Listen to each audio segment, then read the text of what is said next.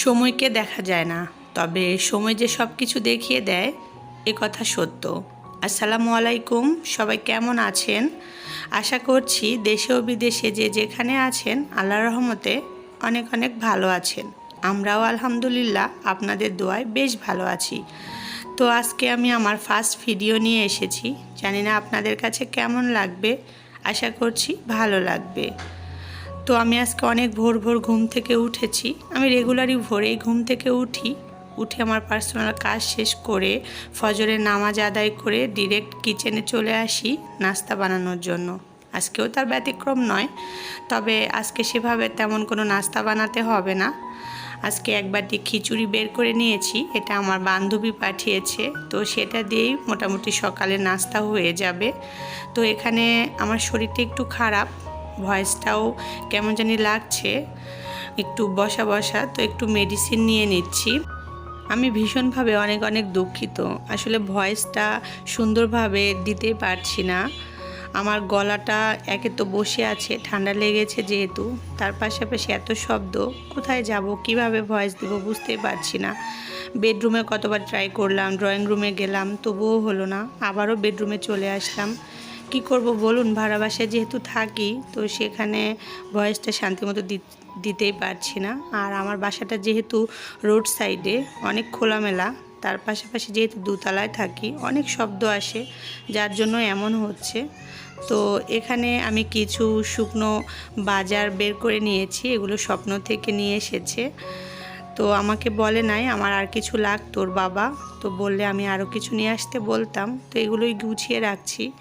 আমার কিচেনটা যেহেতু অনেক ছোট, তো কিচেনে আসলে ক্যাবিনেট করে যে এগুলো রাখবো সেই পরিবেশটা নাই, যার জন্য আমি ক্যাবিনেটের নিচের তাকগুলো কিচেনের ক্যাবিনেট হিসেবে ইউজ করি।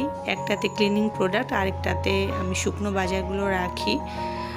তবে আপনাদেরকে কিছু কথা বলি, আপনাদের সাথে ছোট করে কিছু কথা শেয়ার করব।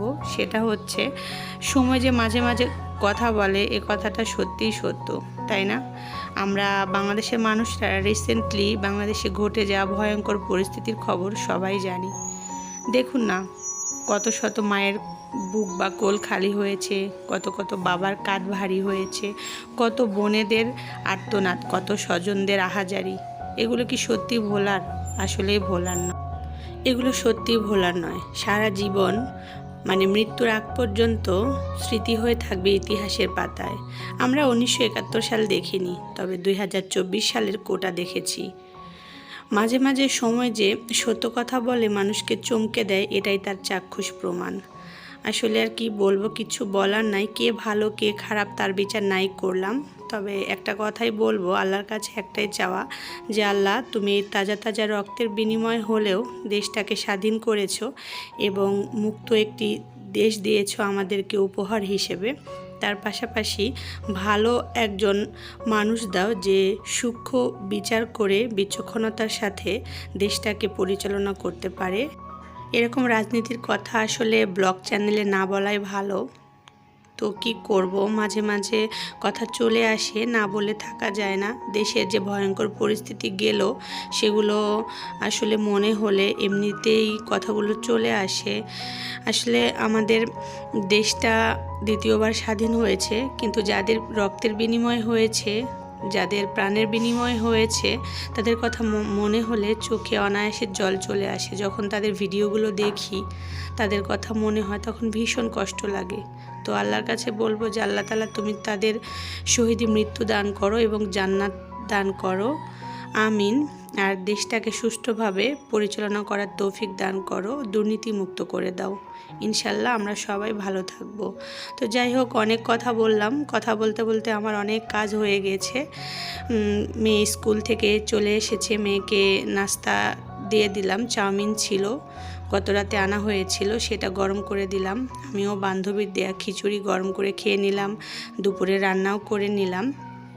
রান্নার শেয়ার নাই করলাম, কারণ রান্না করতে আমরা সবই জানি, একঘেয়েমি রান্নার কি দেখাবো।